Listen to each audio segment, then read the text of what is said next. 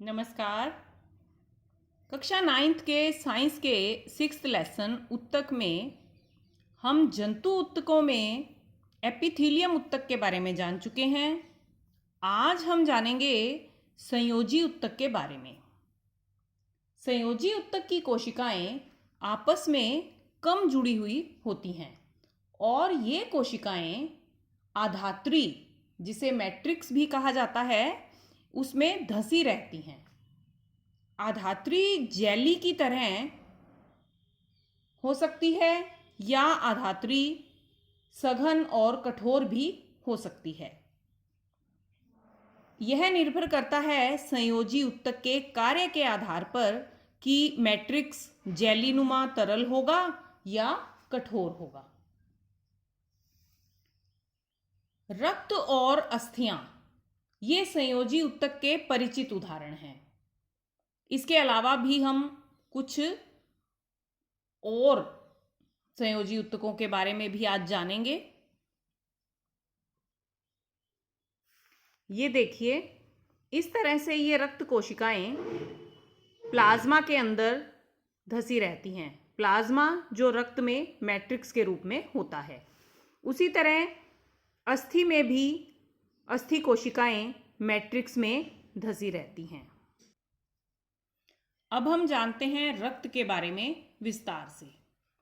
रक्त में आधात्री या मैट्रिक्स तरल अवस्था में होती है, जिसे हम प्लाज्मा कहते हैं। यह रक्त के कार्य के आधार पर है कि मैट्रिक्स इसमें तरल अवस्था में है। रुधिर का मुख्य कार्य संवहन होता है। रुधिर आवश्यक पदार्थों को शरीर में एक स्थान से दूसरे स्थान पर पहुंचाता है। रुधिर में आरबीसी, डब्ल्यूबीसी और प्लेटलेट्स यानी बिंबाणु निलंबित रहते हैं। इसके अलावा प्लाज्मा में प्रोटीन, लवण व हार्मोन भी होते हैं। रक्त गैसों, पचित भोजन, हार्मोन व उत्सर्जी पदार्थों को शरीर में एक भाग से दूसरे भाग पर पहुंचाता है, यानी इन सब का संवहन करता है। अब बात करते हैं अस्थि के बारे में।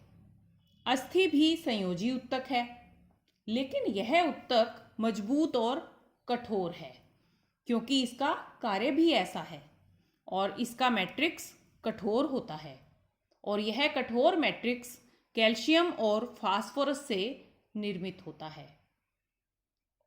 इसीलिए कहा जाता है कि अस्थियां कमजोर होने पर कैल्शियम और फास्फोरस युक्त भोजन का सेवन करना चाहिए।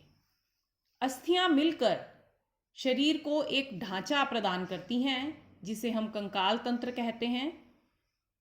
इसी कंकाल तंत्र के कारण शरीर में गति होती है, कोमल अंगों की सुरक्षा होती है और अस्थियों से मांसपेशियों को भी सहारा मिलता है। रक्त और अस्थियों के अलावा शरीर में और भी संयोजी उत्तक होते हैं, जैसे स्नायु, कंडरा, उपास्थि और एरियोलर संयोजी उत्तक। स्नायु ऐसा संयोजी उत्तक है जो दो अस्थियों को आपस में जोड़ता है। यह उत्तक लचीला व मजबूत होता है। स्नायु में मैट्रिक्स कम मात्रा में होता है। कंडरा, यह संयोजी उत्तक अस्थियों को मांसपेशियों से जोड़ता है। इसे टेंडन भी कहा जाता है और इसमें यह एक रेशेदार उत्तक होता है। यह मजबूत होता है, लेकिन इसमें लचीलापन सीमित होता है। उपास्थि, जिसे कार्टिलेज कहा जाता है, यह भी एक प्रकार का संयोजी उत्तक है जो अस्थि से अपेक्षाकृत कोमल होता है और यह अस्थि की तरह कंकाल तंत्र का ही भाग है।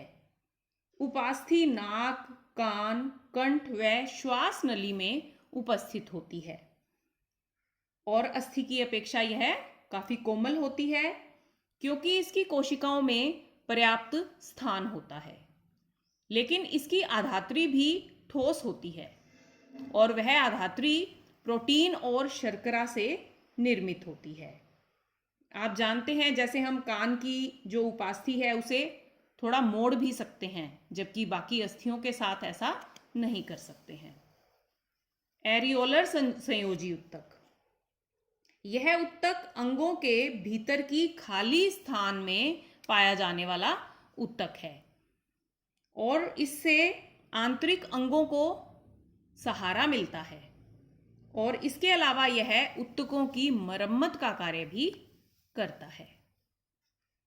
एडिपोज या वसामय उत्तक, एडिपोज उत्तक त्वचा के नीचे पाया जाने वाला उत्तक है, जबकि एरियोलर संयोजी उत्तक त्वचा और मांसपेशियों के बीच, रक्त नलिकाओं के चारों ओर और नसों और अस्थि मज्जा में पाया जाने वाला उत्तक है। हमारी त्वचा के नीचे वसामय उत्तक पाया जाता है। इस उत्तक की कोशिकाओं में वसा गोलिकाएं होती हैं और वसा गोलिकाओं के कारण यह उत्तक ऊष्मीय कुचालक का कार्य करता है। यही कारण है कि मोटे लोगों को ठंड कम लगती है, क्योंकि उनमें वसा उत्तक अच्छी मात्रा में होता है।